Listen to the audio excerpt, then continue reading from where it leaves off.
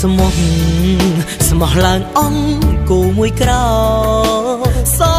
កចិត្តលក់ចោលយកលុយផ្គប់ស្រីនៅក្នុងភូមិនេះអ្នកណាមួយថាមិនល្បីបងហើយនឹងពិសីគឺជាគូកំណាន់ចិត្តស៊ូស៊ីប្រហុកទុកលុយឲ្យអូនចាយវាយបងមិនខ្វល់ពាក្យគេពេបជ្រាយនិយាយដើមពីវមិត្ត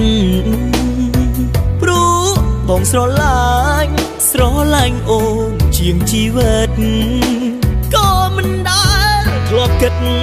ថាអូនថ្លើមធំហ៊ានក្បត់បងស្រែកយំដាក់បោះប្រកាំងប្រាប់គេឲ្យដើ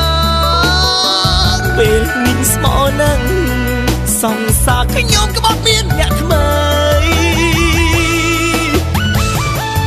អូយឈឺណា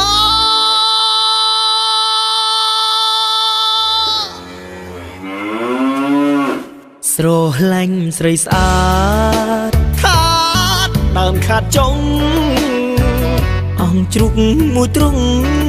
អង្គគោមួយក្រៅព្រោះអូមិននឹកសមានស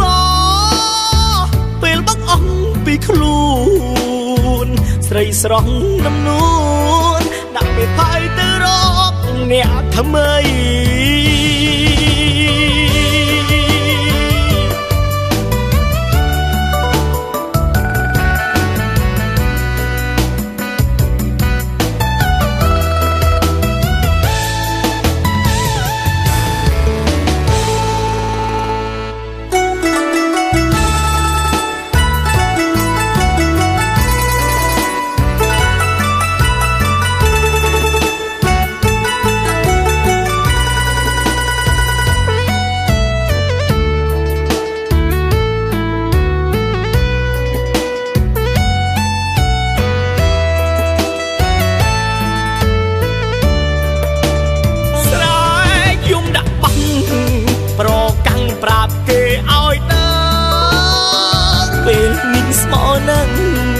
សង្សារខ្ញុំក្បត់មានអ្នកថ្មី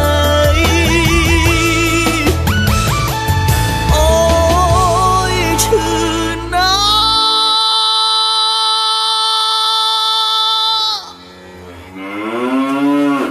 ស្រឡាញ់ស្រីស្អាតខា